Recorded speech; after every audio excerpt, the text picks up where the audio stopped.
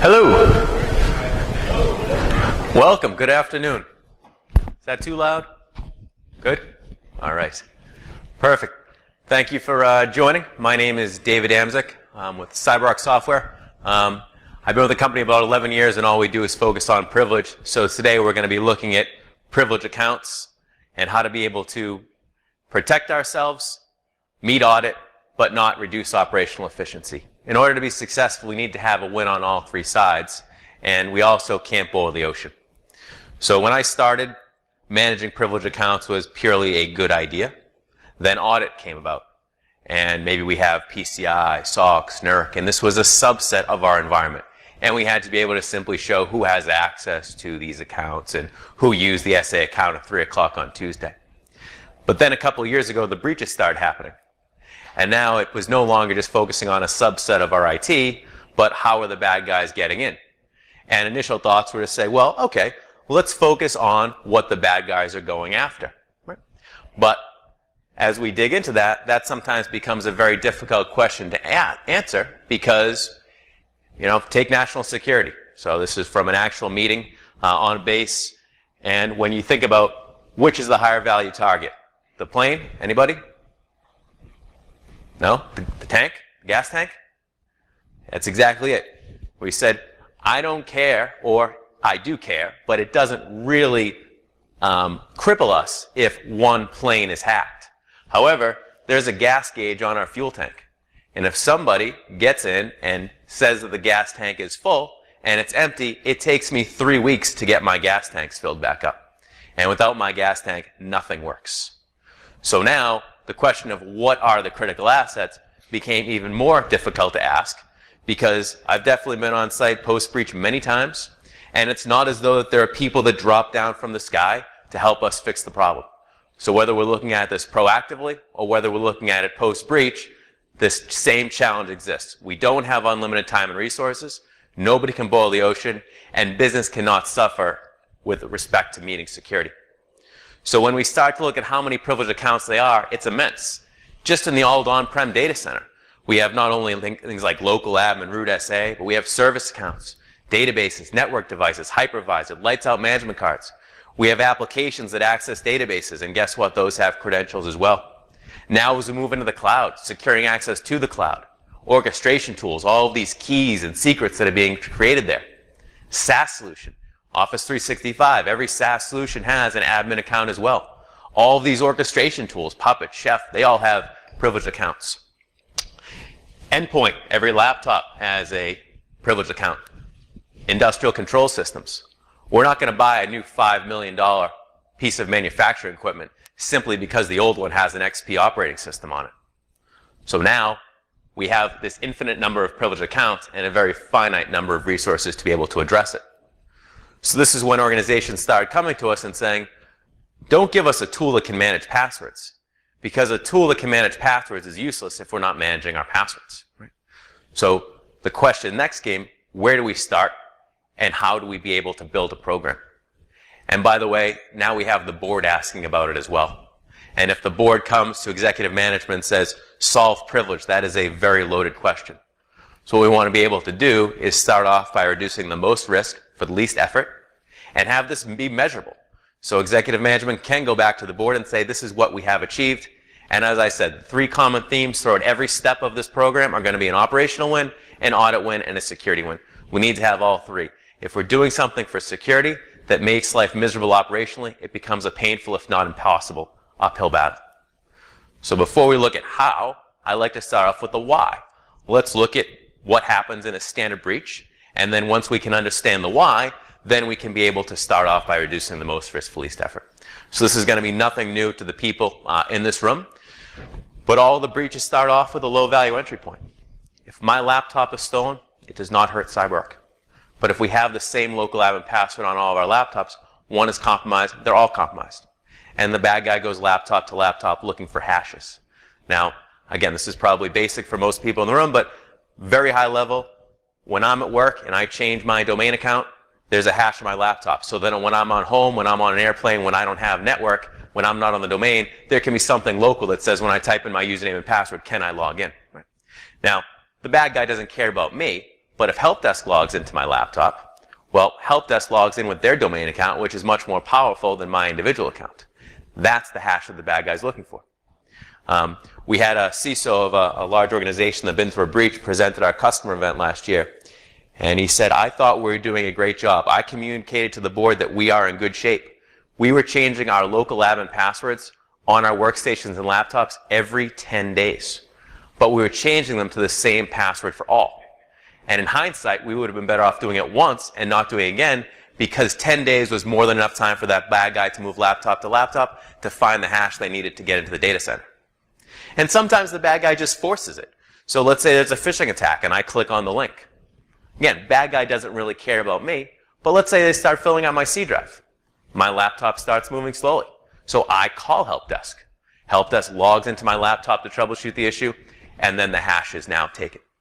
Now a hash is nothing magic. Once you change your password, the hash is null and void. But we can't expect our IT staff to change their domain account password after every time they work on a help desk ticket. So how do we be able to stop that? Right? And then when we look at the end game isn't to get to the server. The end game is to get to the domain controller. Because once they have the domain controller, at that point they can be anyone, anywhere, anytime. Golden ticket attack. Now the way they get from that help desk person's domain account, which is most commonly not domain admin or shouldn't be domain admin, the way they get from there to the domain controller is they start going server to server to server. And usually there's a small number of people who have domain admin as part of their individual or escalated account. And they're simply looking for a server where they logged in. Because now they've got the domain admin hash, which allows them to log into the domain controller, and that's the end game. Or it used to be the end game. Because once they had that, you can now be anyone, anywhere, anytime. You can write your own tickets. You can be a member of the staff. And then they would go for the database with the customer data of whatever was value and pull that out. The cloud added an additional chapter to the story. Because when they're going for the cloud, well now, when they've got the domain controller, they're not necessarily trying to get to the database. Now they're just going for the developer workstations. Because the developer workstations have SSH keys. And SSH keys are the key to the cloud. So that is the normal process. So if we understand this, and we accept the fact that our IT staff is not going to change their domain accounts after every time they use them, if we understand that there's way too many privileged accounts to tackle in the short term, there are some things that are easy, like local admin, but service accounts aren't technically difficult, but they create a lot of anxiety. They've never been done before. What happens if something breaks? We're going to get an exception, not our service account. So if we accept the fact that we can't boil the ocean, let's start off by reducing the most risk for the least effort. And what we've seen be successful is a 60-day sprint. What is the measurable risk reduction we can achieve in 60 days? And again, if it's board level, be able to then translate this risk reduction into an executive summary. Now, 60 days, it's not as though it takes us 60 days to do this. We've done this multiple times in a weekend, but nobody wants the rug to be pulled out from under them. Being able to do it over 60 days allows us to phase it in and be able to make sure that we're going to be successful. And for a larger organization, we may push that out a little bit, but 60 days is a good time period to focus on to basically do a few things. We like to think of it as a sprint followed by a marathon. And by the way, actually, just coming back to that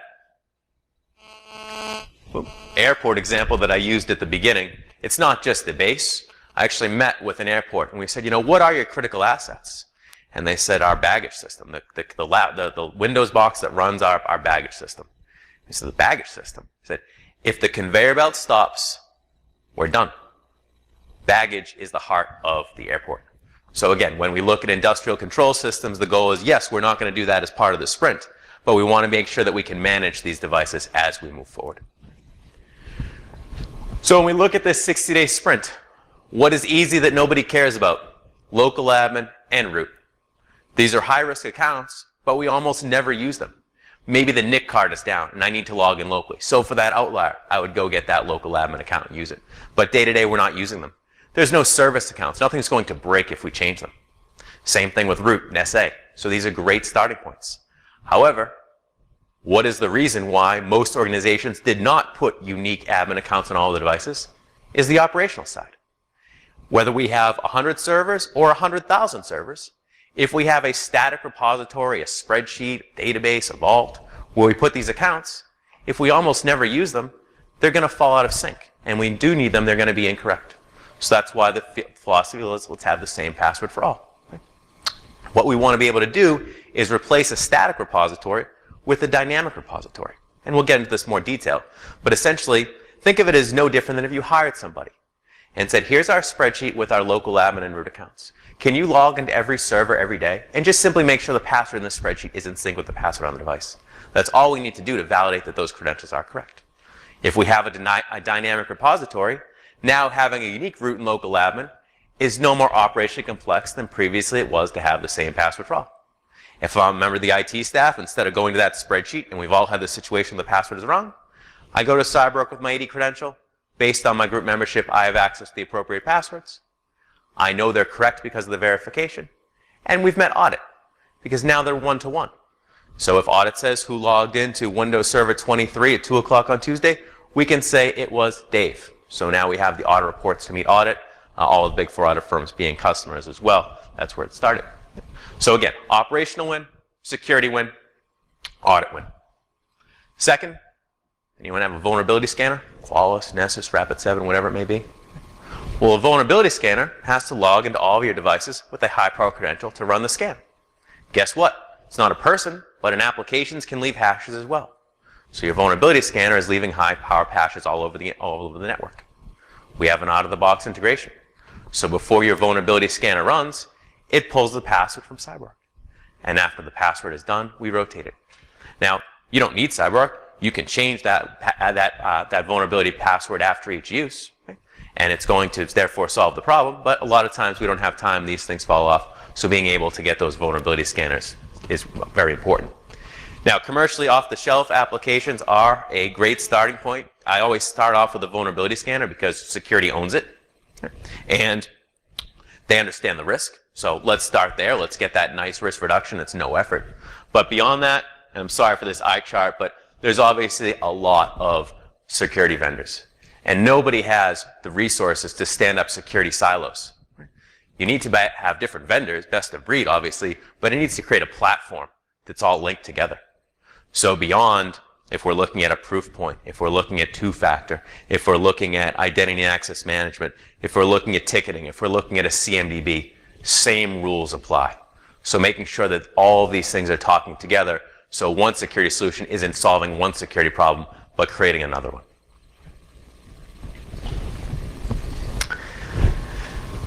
And the next thing that we want to do is we want to be able to isolate our high-value assets. Now, as I said, a high-value asset, that's kind of a loaded question. So let's start off with the bottom.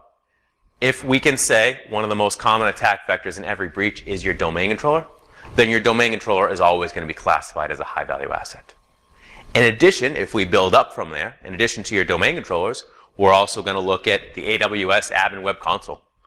We're going to look at PCI servers. We're going to look at databases with critical data as well. Right? And I'll talk about how we isolate those in just a moment. Now, everything that I've talked about so far has really been focused on the IT staff. But laptops, Microsoft makes it black or white. We have full admin rights, or we take them away. Now, when we take admin rights away, with GPOs, we can, put a little bit of effort in, and we can get a good portion of the way there. But there's always exceptions, and that exception bucket tends to grow. I'm a developer. I need application X to do my job. Application X needs admin rights. So therefore, I get full admin rights on my workstation. And then I'm a senior sysadmin. We can't predict the future. I may need to troubleshoot an issue tonight. Right? So we need to be able to make sure that we can pull these into the fold as well. So what we want to be able to do is, again, see before we act. So let's run this in read-only for a moment, or for a couple of weeks. And we're going to see a bunch of stuff. But we can take some broad swipes at it. We trust everything from Microsoft. We trust everything from Adobe. We trust everything that's installed from this network share. Right? So now, what we're doing is we're taking a lot of that stuff off the thing, and we can be able to make a business user policy. And as a business user, I can add a printer. When I add a printer, I'm given an admin token to add a printer, but I can't install whatever I want on my laptop. For that developer who's doing scheduled work, application X is whitelisted. Next week, they need application Y. This is scheduled. They submit a request to security. Security runs a scan on it. If it's okay, great. If it's not, we don't whitelist it. But the senior sysadmins are where whitelisting and blacklisting always falls short. And the only way we've seen it be successful is with graylisting. And with gray listing, we're simply saying, well, you can install whatever you want. You're trusted. The odds of you installing ransomware on your laptop are low. But if you do accidentally get ransomware on your laptop, guess what? Ransomware needs to call home to get the encryption key. It just needs to access the internet to do so. What we simply say is an untrusted application cannot access the internet or can't access network shares. So now we keep it confined. Right? Now there's also more, I'm not going to get into the details, but there's also credential theft and a lot of other stuff tied to that, but that's the basic concept. So that's a security win, that now we're not getting ransomware. The operational win, this is where admin rights start off as an operational goal. Because if all of our users can install whatever they want on their laptops, guess what? Our help desk calls are going to go up. So by doing that, by having this, people can install whatever they want, but they can install it to do their job. So we get the operational win, our help desk calls decrease. We have a security win, and I don't think audit really so much plays into this, but if audit asks us about this, we can meet that as well. And finally, anomaly detection. We're not going to bat 1,000. We have applications with critical accounts. We need to be able to make sure that the stuff that we haven't got to yet, we can get a notification, but we can't get too many notifications, because the moment we get too many notifications, it becomes a car alarm, and nobody really thinks twice when they hear a car alarm. So I'll get into a little bit more detail on that anomaly detection in just a moment. But once this is done, we do a before and after, and we can actually show measurable risk reduction. Right? And again, what we've done here, nobody's had to change their day-to-day workflow. Everyone still uses their native tools. They do the same thing tomorrow that they did yesterday. But we've achieved a nice risk reduction. Now, when we move beyond that, now we're going to look at things that aren't going to go as quickly, like service accounts. Now, local admin, as I said, it's the same for all, so we can run very quickly. Service accounts are not the same for all. Different domain accounts have different service accounts tied to them. So we always want to, again, see before we act. So let's find the service accounts that are tied to that domain account. We can do that for you. Now, once we see them there, maybe we pick one this weekend. We come in, we click the change button. We'll change the domain account. We'll change the service account. We'll restart the service account. If it works, great, we move on. If something breaks, and I'm not going to sugarcoat it, you'll find surprises. People took that password because it was set to never expire and stuck it in a configuration file. When we have a problem, we go back. So we slowly start to rinse and repeat as we move through. Okay? Service accounts, databases, network devices, industrial control systems. We're agentless. We change passwords the same way a person does. If you've got some SaaS solution or some piece of manufacturing equipment that we've never heard of, we simply say, how do you as a person change that password? Do you SSH to it? Do you launch a web interface? And we have generic password handlers to be able to replicate that process. Another area that we'll get into a little bit more in the marathon is vendor access, provisioning, deprovisioning. We've definitely read about a couple of the major breaches that start off with a vendor account, one of them being an HVAC vendor. That HVAC vendor certainly wasn't a domain admin, but that was the way to the door. So we'll talk a little bit how we can better secure vendor access. Hard-coded credentials. So being able to tell the developers when you're building a new application, you don't have to hard-code that credential in. We're just going to give you essentially a function call. We'll give you a wrapper. So now when you're building a new application, instead of putting the username and password to access that critical database, just put a function call in there, and that password can be pulled from CyberArk.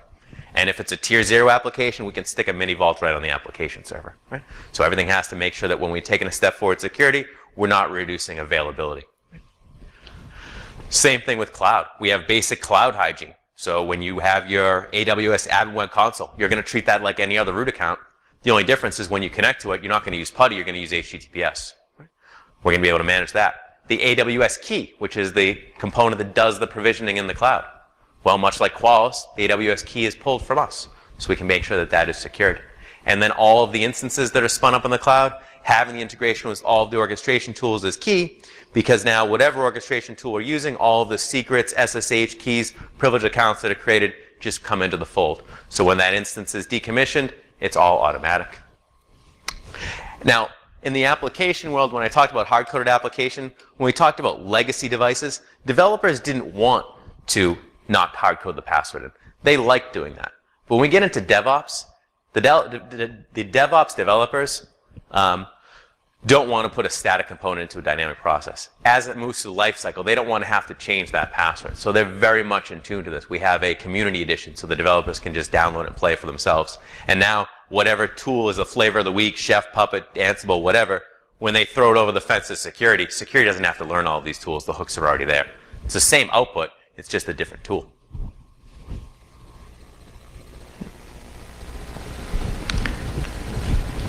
Now, what we talked about so far is the local admin account, the vulnerability scanners, but I also talked about isolating your domain controllers. And the question there comes out, what do you mean by this?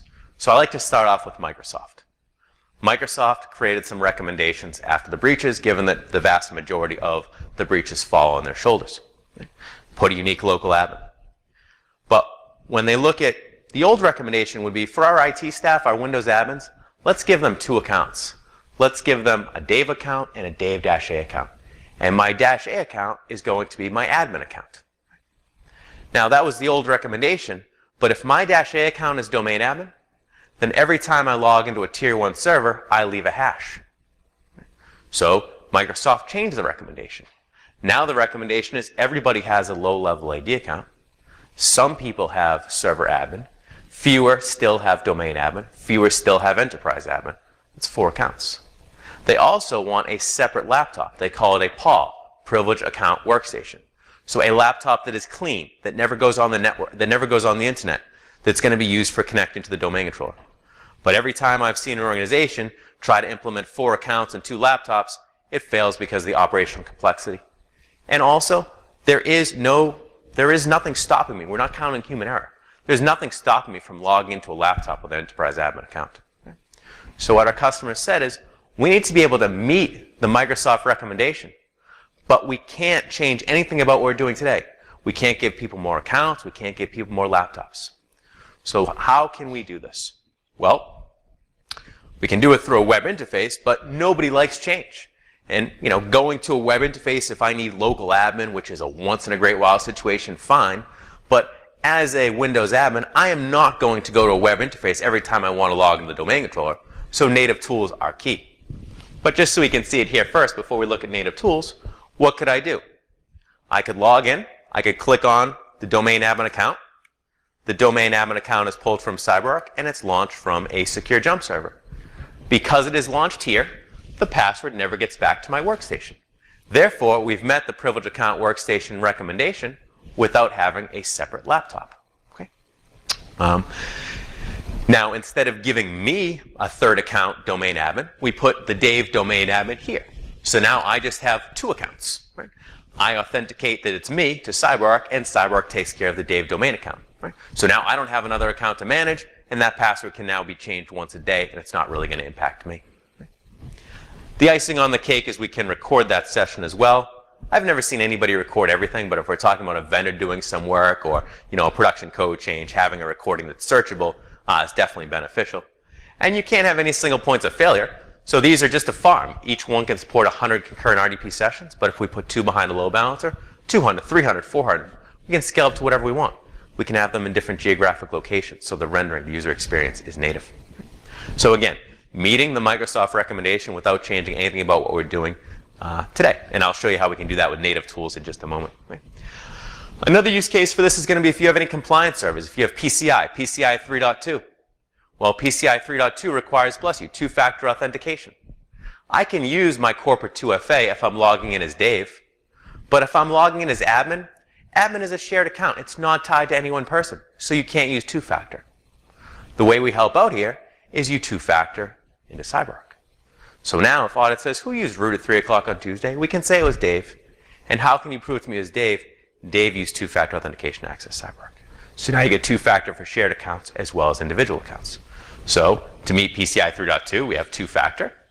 Entitlement report, who has access to the SA account on the PCI databases, who used the local admin at 3 o'clock on Tuesday. All of those reports pop out. As I said, that's something we've been doing for 7 years because that's all people used to care about. Okay. And then we have a secure jump server into our PCI zone or whatever device, zone, NERC, whatever it may be. The reason this is better than a traditional jump server is with a traditional jump server, you have to get the firewall rules perfect. Because what's to stop me if I am somehow able to get to that PCI database? Well, when I'm prompted for the SA password, that's where I'm stuck. The SA password only exists in the vault. Right? So now the firewall rules become a good best practice, but we do have a catch-all. Right? And finally, vendor access. If I'm an external vendor, there's always a concern. Well, the vendor doesn't have to have the same level of security on their workstation or laptop that we have internally. So always the question is, well, what happens? Well, we don't want anything on the vendor laptop to get in, and we don't want to get anything on the inside to get out. So if our vendor is coming in with VPN or Citrix, great. That doesn't change. But now when they come in, we just give them access to the web interface. And we don't give that vendor a high-level account. We give that vendor a low-level AD account. And now what they're going to do is they're going to authenticate. And what's been very popular is the concept of a functional account. There are certain default shared accounts that we can't get rid of. Local admin, SA, root, sys, system, enable. But functional accounts are something that was born from that. Now, this can be used for local accounts as well as for domain accounts. Now, for security, local accounts are great because it's nice one-to-one. But for management, local accounts are terrible because I'm not going to log into 50 servers and change the local account password. So the concept works the same for both, but we've seen our customers shift to local accounts because if we can take care of the headache of making sure they're correct, auditing who's using them and changing them, then local accounts become no more difficult than domain accounts. So to give you an example, let's say we create vendor 1, 2, and 3 as part of our Linux build. We then take these accounts and we put them in CyberArk and we ask CyberArk to be the gatekeeper. Now I, as a vendor, I just have that low-level AD account that I authenticate. I see the device that I want. CyberArk logs me in as vendor 1, but vendor 1 is tied to me, Dave, so we have the audit. If two vendors need the same level of access at the same time, well, that's why we don't have one account. Because if we have one account, then we have to share it and the accountability is gone. But by having a pool of accounts that are exclusive, vendor 1 is in use, I grab vendor 2. Now you have the availability as well as the audit. This means you don't have to have a vendor account for every vendor. You just have to have enough for a point in time.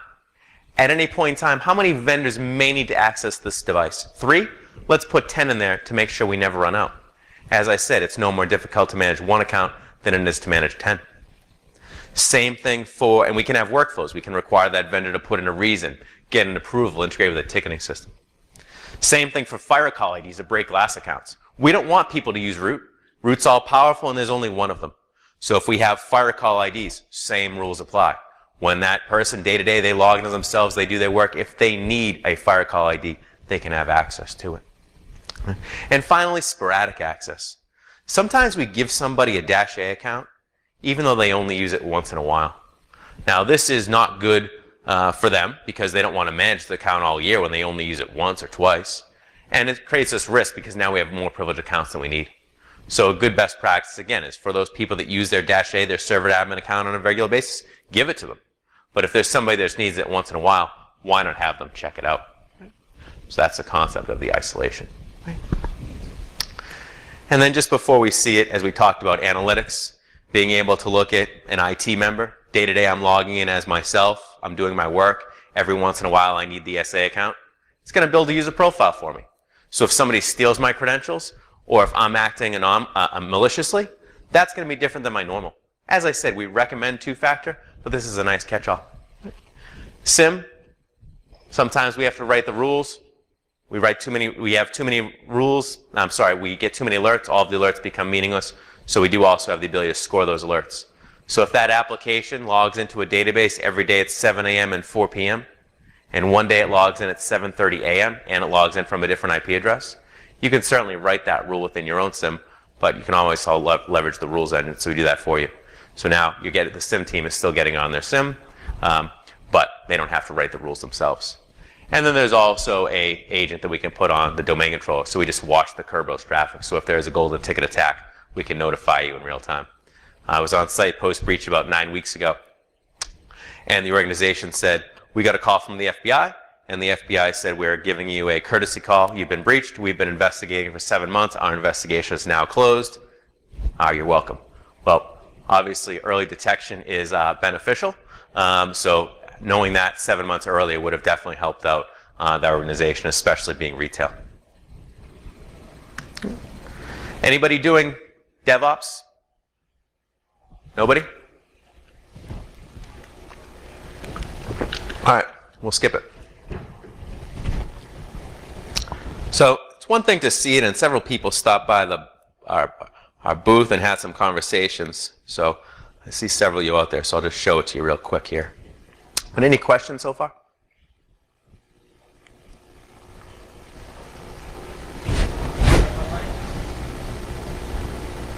None?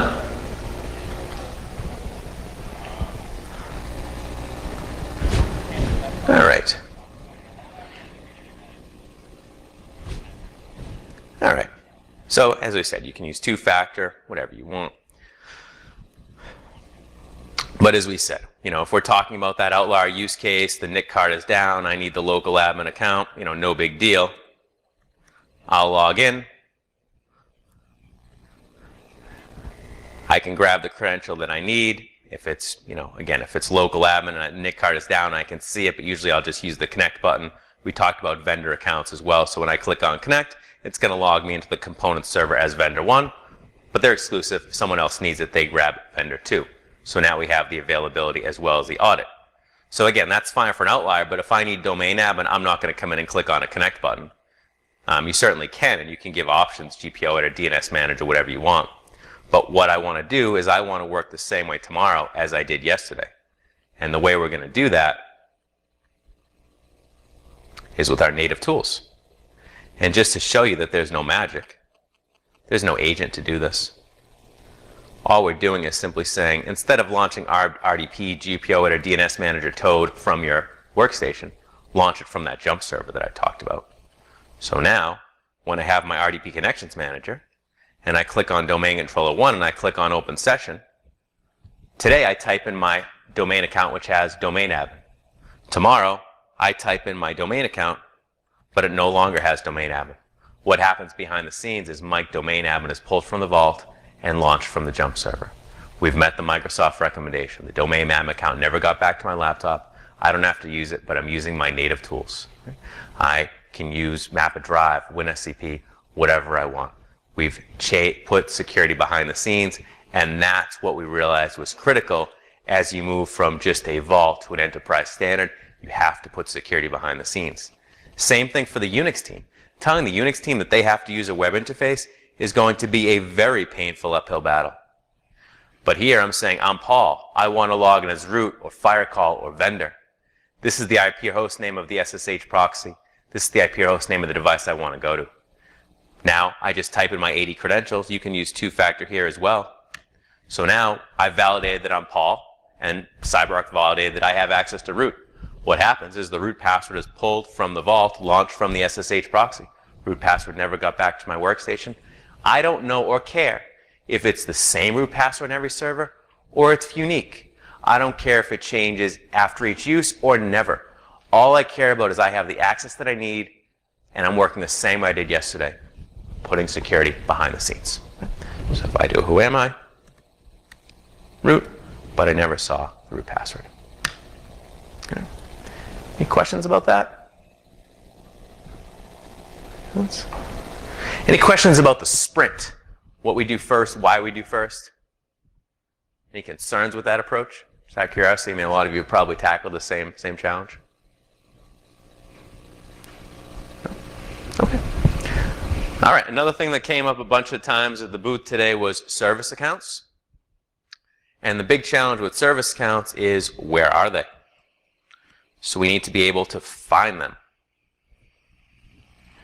And as we said, the reason why we take 60 days is because we don't want to pull the rug out. Let's pull the passwords in. Let's click on the verify button. So now we know that they're correct. We're also going to schedule that verification process to make sure that if tomorrow I check out the local admin password and I change it to something only I know, we want to find out about that proactively, not when there's an outage and it's not available.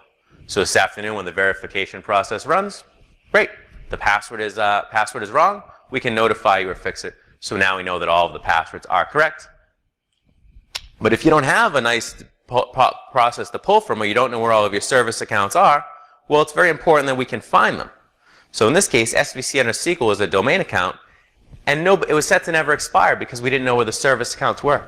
But if we can find the service account scheduled task application pools, and we can see them, and most importantly, this is where they are, this being a demo environment, they're all in the same box, but in your environment they would be on multiple, then we can take the next step to be able to start to change them. And again, we want to just change them the same way you would.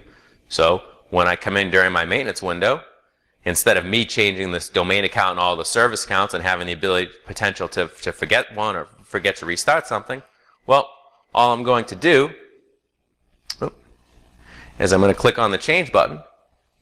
And when I click on the change button, it's going to first change the domain account. Provided that's successful, it'll then update the associated service accounts, scheduled tasks, application pools with the appropriate new password and also restart the service.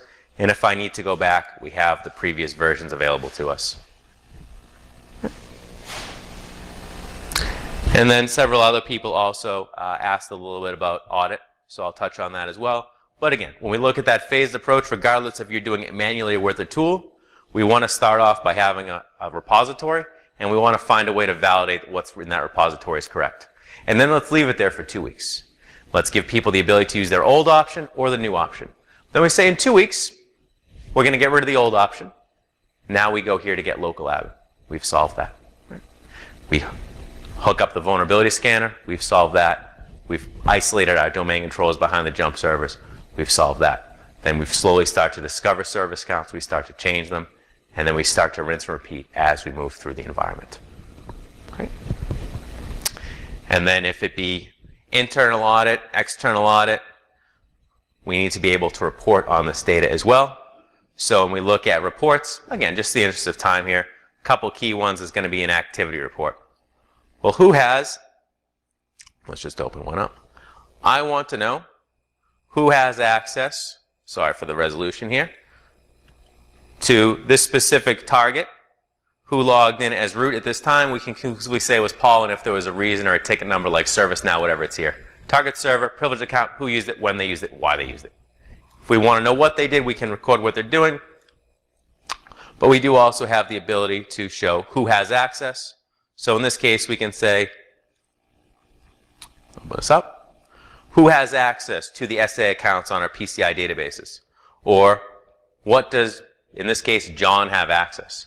So now we can conclusively show that John has access to these accounts and these accounts only. And lastly, as I said, the auditing byproduct is the ability to search. But I've never seen anybody have 3 hours to watch a recording of what somebody did on a device. You know, you certainly could, but that's probably not going to be ideal. More commonly, we're going to search for what we're looking for. So if I come here and I search for event, maybe I'm curious if somebody tried to delete the security event logs.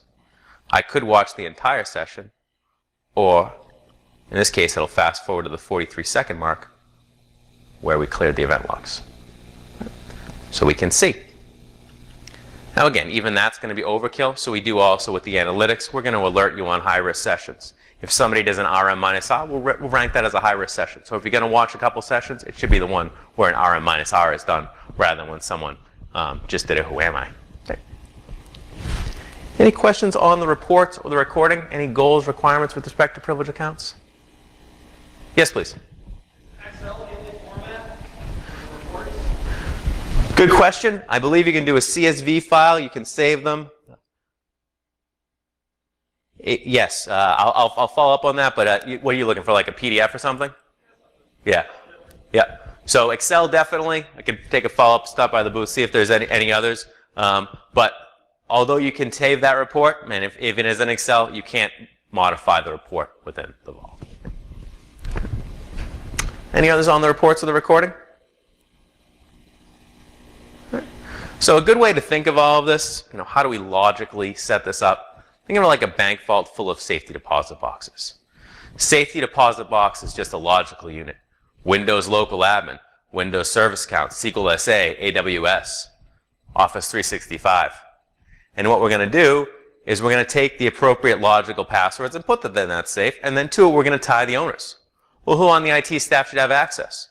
And again, if you've got a sale point involved, all of the governance goes back, so now we can show what does Dave have access to as Dave, and what does Dave have access to from a privilege perspective. And also, we piggyback off that group membership. So as my group membership changes, so does my access. Okay? So in summary, we're going to create a logical unit where we put a subset of like passwords. To that logical unit, we're going to tie the individual or 80 groups. Who has access to the passwords in that safe, and what access do they have? We could say that a senior sysadmin has access whenever they need it, but a vendor needs approval. And then secondly, we'll tie it to a policy. Do these passwords change? If so, when? Password notification, etc. So therefore, that allows us to be granular. We can say, okay, local admin, which creates us a lot of risk, let's just have that password change after each use. But service accounts, just because we can change them, doesn't mean that we're going to schedule them to change, so be able to have different policies for different subsets of systems. But what I'm going to finish up on in the last 2 minutes here is people always say, is there anything that we can do in the short term? Well, in the short term, there are some basic things that we can do. Stale accounts. Accounts that haven't been used in a couple of years are what we're going to say stale accounts, whether it be a vendor account, an employee who left, whatever it may be. Getting rid of those accounts is not often that very difficult to do, and it reduces a lot of risk. Number two, for service accounts. If a service account is not running on the domain controller, it does not need to be domain admin. So simply reducing the permission can have a nice risk reduction without any changes. Decommissioned servers. Servers that we thought were decommissioned but are still sitting on the network. And finally, pass the hash. So if there's any interest, there is a no-charge tool which can actually go out and do this. You can do it on an OU, a couple IP addresses, what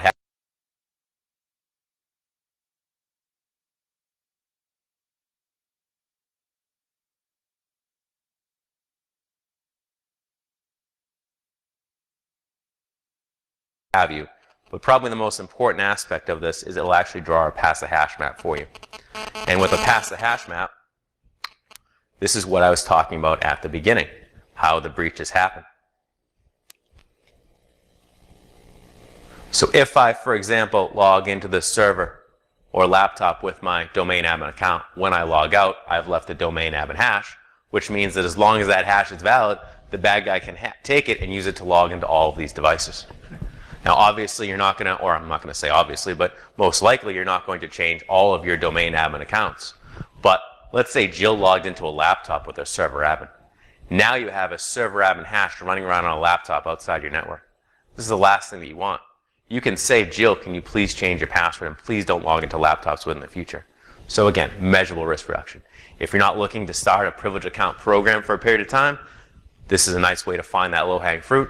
You can do some of this cleanup manually. You can show some measurable risk reduction. Again, it's all about, getting rid of the easiest things. The bad guy is always going to go for the easiest way in. If we close some of those doors, we reduce our risk. But certainly beyond that, doing red team exercises. A penetration test is, more or less the past. Penetration test is, can the bad guy get in? It's been proven time and time again. Patching. We say, oh yeah, if we had just got all of our patching done, the bad guy wouldn't have been able to get in. Equifax would not have happened. The problem is there's too many needles in the haystack. There's too many servers. We can't patch every day a patch comes out, and the bad guy is looking at the patches that come out and using those against us. We can't expect that there's going to be no vendor accounts left over. So if we accept the fact that we cannot bullet close the entire door, and that we are no longer living in the past, we can say we have a firewall so we're protected. If we accept the fact that the bad guy is going to get in, then penetration tests, yes, are helpful. We should do that. But what we also want to consider is when the bad guy does get in, what is the easiest path to what they're doing? So definitely, I think maybe the last presentation was on that red team exercises to be able to see beyond those basic things that I just said, local admin, vulnerability scanners, and isolating your domain controller, which again, you don't need CyberArk to do these things. These things can be done manually. That's your basic hygiene that you want to start off with. And then once you get that, doing some red teaming exercise to be able to find other privileged pathways and be able to slowly start closing those other doors as time goes on. Okay.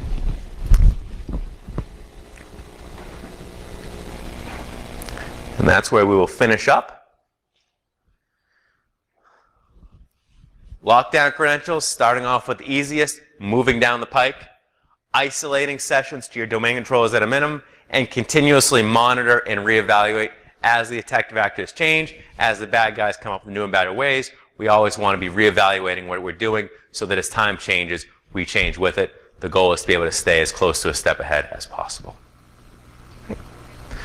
So I think that brings us to just about the quarter after mark. I figured I'd leave the last few minutes for any questions, use cases. Yes?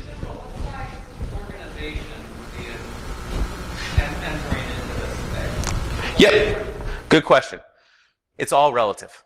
Whether you have 10 people on the IT staff and 100 servers, or whether you have 100 people on the IT staff at 1,000, or 1,000 on the IT staff at 10,000, the one constant is that you don't have enough time and resources.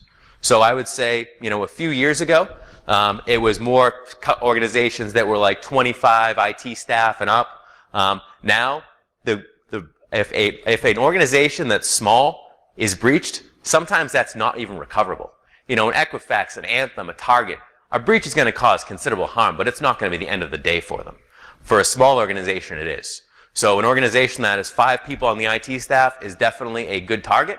Obviously, there's going to be less servers, it's going to take less time, and obviously relative cost is going to be significantly less. But it is essentially the same challenge across the board.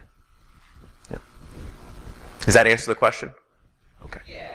Yeah, perfect. So, whether you have one domain controller or you have 50, again, you have less stuff to isolate, but you do have to do it. And again, you can try it manually, you can take a look at it, and you can make a decision, but it is definitely, nobody would buy it.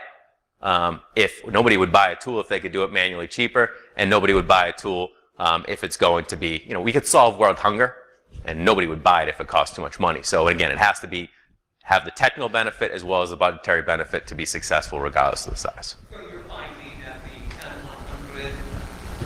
10-100 price points being reasonable, organizations are able to support the cost? Oh yeah, absolutely, yes. Yeah, so the pricing model is defined so that basically based on the number of users. So if you have 2 people on the IT staff, you're going to be paying a lot less than if you have 2,000 people on the IT staff. That's the way it's able to scale, because it scales the same way an organization does. So as an organization grows, as they bring on more devices and more IT staff, well, it's a relative growth along with the growth of the infrastructure. Yeah, absolutely. Please stop by. Yep. Any others? Yes, please.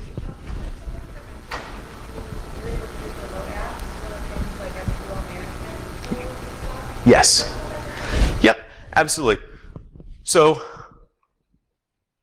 what we can do is we can launch we have a Universal Connect. You can launch Toad, SQL Server Management Studio, PuTTY, whatever you want from the jump server. So the way that would look, very quickly,